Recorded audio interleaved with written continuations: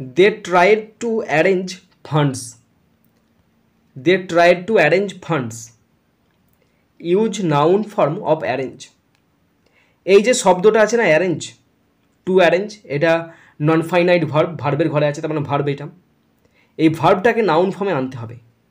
তো arrange noun, arrange verb form, এর noun form arrangement, ARRANGEMENT, এর নাউন ফর্ম কী বললাম? অ্যারেঞ্জমেন্ট। অ্যারেঞ্জমেন্ট মানে হচ্ছে তারা কি মানে সংঘ করা বা আয়োজন করার, অ্যারেঞ্জ করছে, আয়োজন করছে, আয়োজন করা। অ্যারেঞ্জমেন্ট মানে হচ্ছে শুধুমাত্র আয়োজনটা, অ্যারেঞ্জমেন্ট মানে শুধু আয়োজনটা, আর অ্যারেঞ্জ মানে আয়োজন করা।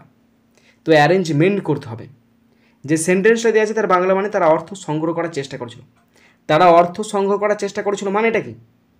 তারা তহবিলের জন্য একটি ব্যবস্থা করার চেষ্টা করছিল। তারা তহবিলের জন্য একটি ব্যবস্থা করার চেষ্টা করেছিল।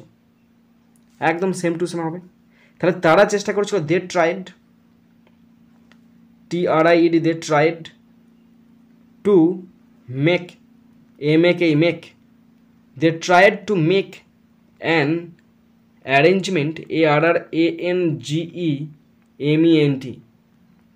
they tried to make an arrangement for the funds, FUNDS, stop।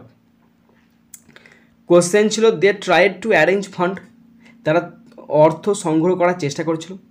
আমি উত্তর করলাম দে ট্রাইড টু মেক, তারা করার চেষ্টা করছিল অ্যান অ্যারেঞ্জমেন্ট, ব্যবস্থা করার চেষ্টা করছিল, ফর দ্য ফান্ডস, তারা তহবিলের জন্য একটি ব্যবস্থা করার চেষ্টা করছিল।